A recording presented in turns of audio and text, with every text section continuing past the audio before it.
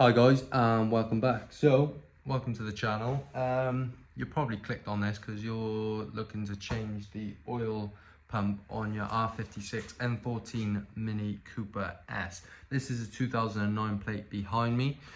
What is happening is the oil light keeps coming on. So I'll put a picture on screen of what that light looks like. It's a red sort of oil can. And what I've done to diagnose this issue is actually change the oil switch. This is on the top right hand side of the engine, and I've had a look at the wiring, and that is all you can see on the engine to do with the oil pump. Now I've checked the level as well, because that light can come up for the oil level and it just doesn't seem to go away. So next thing is to change the oil pump, which I have behind me. Now this is my new oil pump. This fetches for about £150 on eBay. I've also got the chain kit, which I'm not going to do, as I've been told it should be the pump. Now there is a bit of slack in my chain, but every mechanic I've spoken to says don't bother with the chain, just change the oil pump first, because the timing chain needs to come off for me to do that. And that's not me just being lazy, that's what mechanics are telling me. So I was up for doing the chain because I just wanted this thing to run properly, as I done an engine swap on it from a donor car. There is a series on that, I'll put it up in the top right hand corner. But what we're going to be doing today is taking the oil sump off, which is there, and then replacing just this one pump. Now I think there's only 3 bolts holding this pump in, and then you've got a gear there with a chain, which I'm hoping just to pop off and pop this new one on. I am going to use the bolts out of this kit, as they are stretch bolts. And yeah, that's the plan. So first things first, get your car up in the air, and the only thing you have to do from above is pull the dipstick out about halfway, and then I just took the oil cap off, just because it's something to do with physics, lets the oil come out quicker. But yeah, that's all you have to do, and we're going to drop the oil. I've got a new pan, and when I say new pan, I'm using an old bottle, as I want to reuse the oil at the end. So I'll show you what I've done there, and then it's just going to be a H8, I think it is, to crack the oil sort of sump bolt off, and then all 10 mils around the pan, and then there's 2 or 3 like hiding above the catalytic converter / exhaust. But you can access them by using different spanners, because I'm not going to go through the effort of taking the exhaust and the catalytic converter off. So you can do that, but I've managed to get around it when I took the sump off a couple of weeks ago. So yeah, and this is what I mean. I've got an old Castrol bottle here. I just want to save the oil, because I've done 3 oil changes on this car, and it's done about 3 miles, so it's getting a bit expensive now, just diagnosing what the issue is on this. So I'm going to use that. I've got an oil pan there, but that has been used many times, and I've got brand new oil in it. There's no point changing it again. So yeah, let's get it. Panic then. Yeah, there we are. You can still see through the oil, which means I definitely should be keeping this oil. It definitely hasn't done any mileage whatsoever. So yeah, this is a 4 litre bottle. Should have thought about using a 5 litre, but I think we'll be okay. So I'm going to let this drain for 5. We're not going to get all the oil out because the car isn't level. I've got it jacked up at the front and not the back. We're just going to let that drain as much as possible, because when we take the sump off, we're going to get even more oil coming out. So the longer you wait now, the less you'll have dripping in your face when you get the sump off.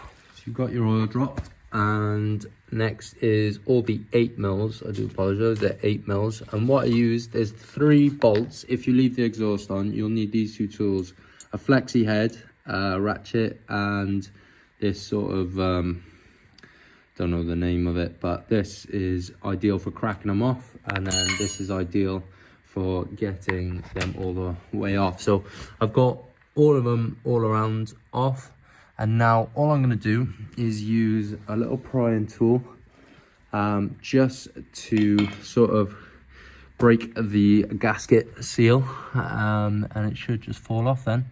I have had some that are a real pain in the ass, so just find an edge. You see that one there where there's a bit of block and a bit of pan.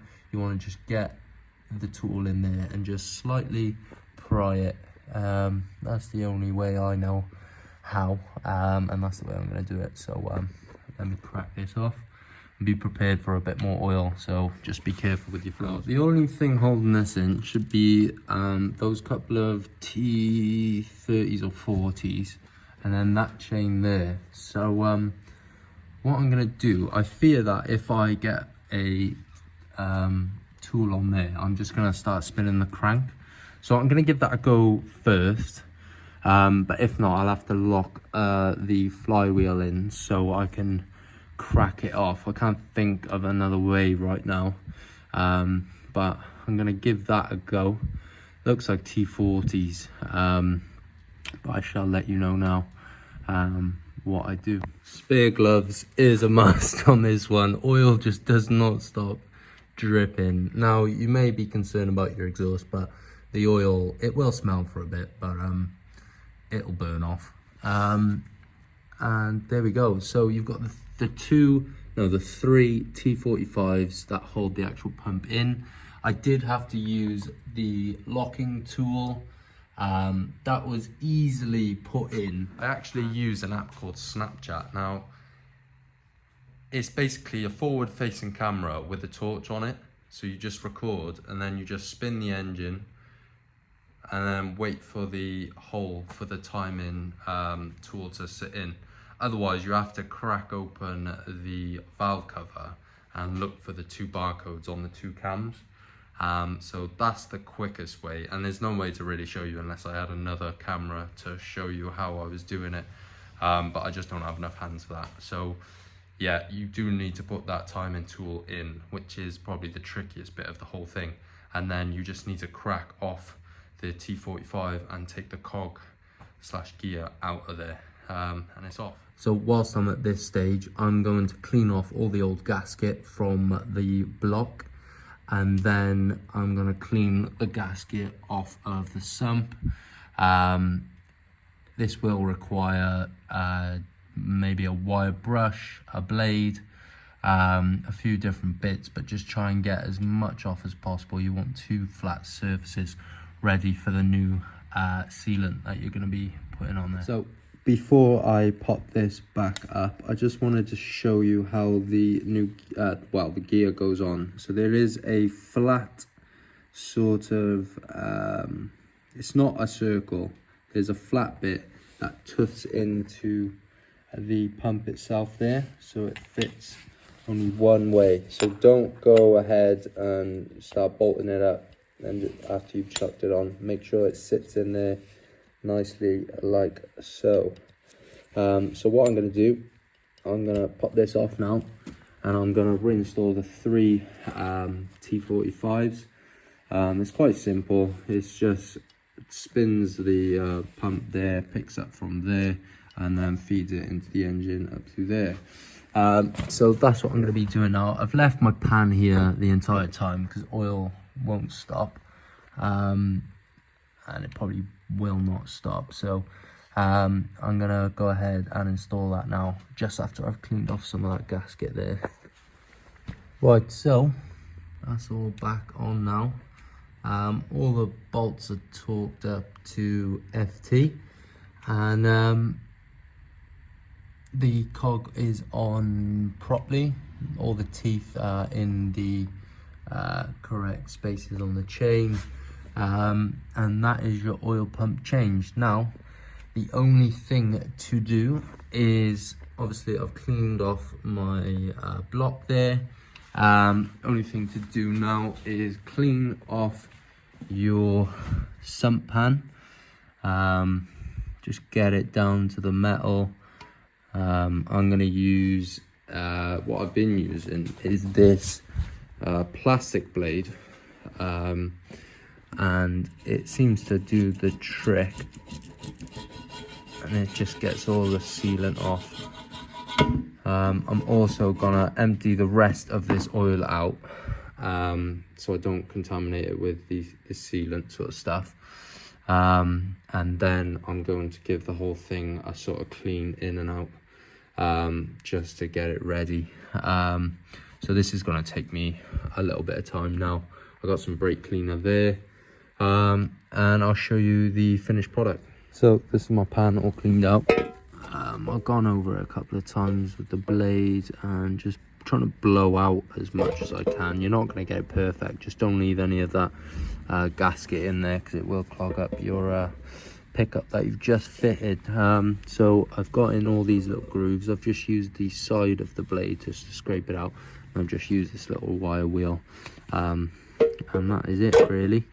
So now I'm gonna go check my surface now before I put on my sealant here, and then we'll be wrapping it. So I like this stuff, Granville high temp instant gasket at the 300 degrees, and it's straight from the tube like this. There's a trigger on there, so you don't have to use a corking gun or whatever it is.